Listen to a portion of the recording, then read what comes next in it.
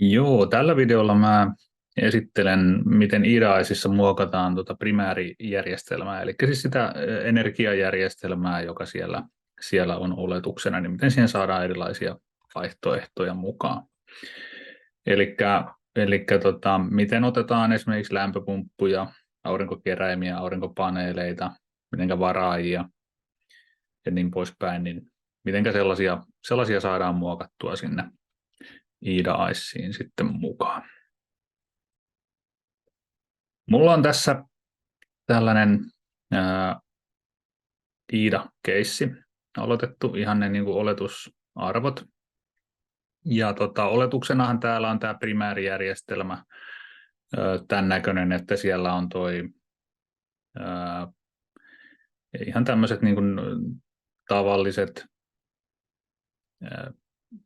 yksinkertaiset lämmitysjärjestelmä ja sitten jäähdytysjärjestelmä. Eli nämä nyt hyvin yksinkertaisesti vaan tuottaa lämpöä ja kylmää sinne rakennukseen ihan sen tarpeen mukaan. Että näitä ei nyt sen kummemmin ole tässä niin kuin mallinnettu. Eli ne tuottaa sitä lämpöä ja mittaa sitä lämmön kulutusta sen niin kuin ihan tarpeen mukaan, mitä siellä on. Mutta sitten jos me haluttaisiin tehdä sinne sellainen järjestelmä, joka vastaa vähän enemmän sitä mitä siinä todellisuudessa tulee. Eli sellainen, jossa on sitten niin kuin mukana niin kuin, erilaisia ohjauksia voi olla, varaajia ja sitten sitä, että mitenkä niin kuin erilaiset järjestelmät, useampi järjestelmä, jonkunlaiset hybridijärjestelmät ja näin, niin mitenkä ne toimii keskenään ja mitenkä niitä voidaan ohjata keskenään ja näin poispäin. Niin voidaan tuoda niin kuin monipuolisempi paletti sitä niin kuin energiajärjestelmiä sinne. Niin me voidaan ottaa tuosta toi primäärijärjestelmä, klikataan hiiren oikealla näppäimellä siitä, painetaan korvaa. Joo, ok. Ja nyt valitaan tänne Espo Plant. Eli toi Espo on lyhenne sanoista Early Stage Building Optimization, eli tämmöisen niin kuin alkuvaiheen optimointia tehdään siihen, ja se on niin nimenomaan tuolle primäärijärjestelmälle. Nyt kun mä oon sen tehnyt, ja avataan tämä primäärijärjestelmä painike tästä, niin meillä tulee näkyviin tällainen mökki sitten, ja tässä näkyy nyt sitten näitä erilaisia järjestelmiä, joita siellä on. Ja nyt täällä on sitten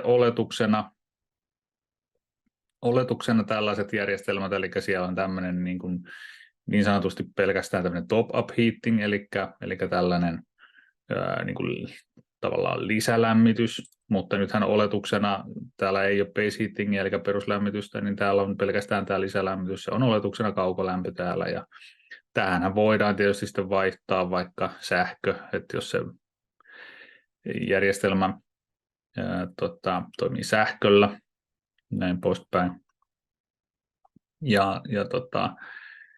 Niin tällä voidaan sitten se vesikiertoinen järjestelmä määrittää. Ja tänne voidaan sitten voidaan tuplaklikkaamalla, niin sinne tuli varaaja, lämminvesivaraaja, sille voidaan antaa täällä koko. Ja sitten täällä on tämä base heating kohta, niin sinne voidaan esimerkiksi lisätä sitten tällainen kuin brine to water heat pump. Eli sinne tuli sitten lämpöpumppu.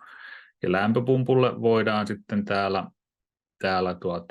valita, että mikä sillä on toi lämmitysteho. Ja sitten koppiarvoa voidaan myöskin täällä.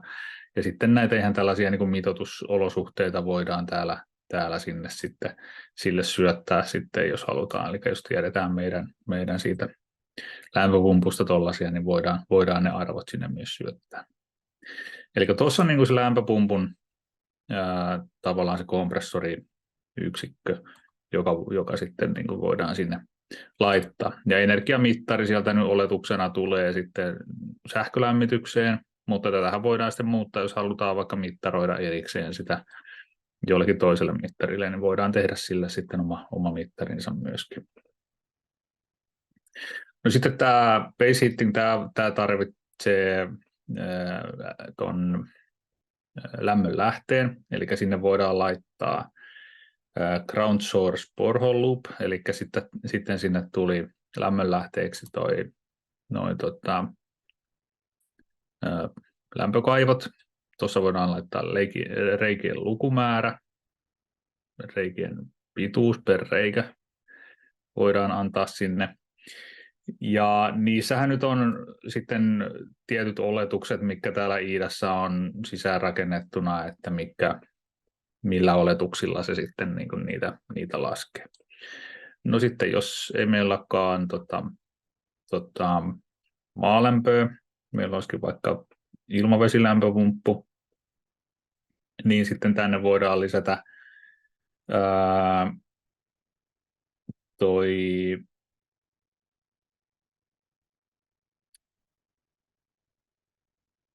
täältä löytyy tämä lämmönsiirto ulkoilmasta sitten, eli sieltä saadaan ulkoilmaliuoslämmön siirin sitten muun muassa sinne. Tänne voidaan lisätä sitten tällainen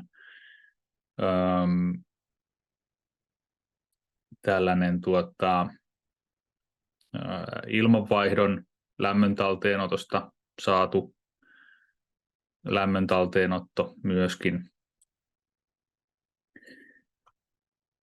Tai sitten voidaan laittaa tällainen ulkoilmasta suoraan ottava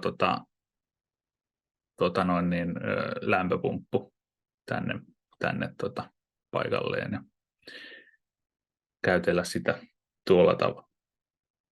Tänne voidaan lisätä näitä aurinkokeräimiä. Eli täältä löytyy sitten aurinkokeräimen pinta-ala, kallistuskulmat, suuntaukset. Ja sitten tänne voidaan laittaa ihan PV-paneeleita, aurinkopaneeleita, sähköpaneeleita sitten, niin samat tiedot sitten voidaan tonne syöttää myöskin. Näin. Mä laitan tänne vielä takaisin nämä, otetaan sinne vaikka toi maalämpö. Ja nyt sitten niin tässä on mahdollista vielä tätä järjestelmää muokata vähän syvällisemmin. Eli tänne voidaan tulla painaa toi Build Plant Model. Ja silloin se rakentaa tästä tällaisen järjestelmän, jossa on sitten, tämä näyttää nyt tavallaan sen järjestelmän, joka tuossa on taustalla. Eli toihan oli semmoinen hyvin päällisin puolin semmoinen palikkamalli äsken näistä eri järjestelmistä, mutta tässä on sitten tavallaan se, että minkälaiset järjestelmät sinne on nyt luotu sitten taustalle. Ja täältä löytyy nyt sitten tämä lämpöpumppuyksikkö, sitten sieltä löytyy nämä porakaivot, ja täältä voidaan nyt sitten nähdä ne tarkemmat tiedot vielä sitten, että minkälaisilla oletuksilla se sitä porakaivoa siellä vaikka lämpökaivoa, minkälaisilla oletuksilla se sitä sitten mallintaa. Ja täällä on sitten nämä erilaiset lämmöntuotot, eli siellä on käyttöveden lämmitys ja IP-koneen lämmitys, tilojen lämmitys ja näin poispäin. Ja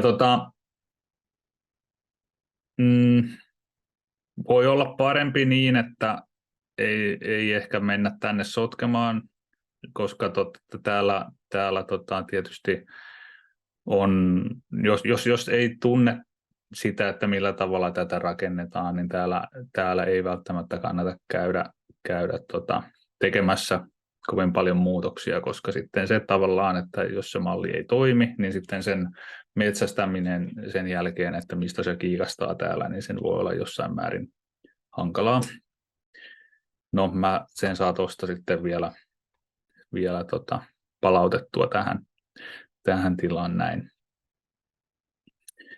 Mutta sellainen sieltä löytyy, ja sitten täällä on vielä näitä oletusarvoja, lämpötilatasoja näille tälle vesikeltoisille järjestelmille, että missä lämpötilatasossa se lämmitysjärjestelmän vesi siellä toimii. Sitten yksi semmoinen huomio vielä, että kun täällä on oletuksena on ideal heaterit, ideal coolerit näissä huoneissa, niin jotta vesikiertoista lämmitysjärjestelmää niin kuin voi käyttää, niin sitten nämä pitää korvata täältä vesipatterilla tai lattialämmityksellä, eli jollakin vesikiertoisella järjestelmällä. Eli nämä ideaaliset lämmitys- ja jäähdytyslaitteet täällä huoneissa, niin nämä ei kytkeydy siihen vesikiertoiseen järjestelmään, vaan nämä toimii ihan itsenäisinä täällä näin. Eli nämä ei ole silloin osa sitä järjestelmää, jos näitä käytetään. Eli nämä täytyy siellä huoneessa käydä korvaamassa, niin sitten se järjestelmä toimii kokonaisuutena. Jees. Näillä eväillä varmaan sitten pääsee primäärijärjestelmää muokkailemaan ja testailemaan.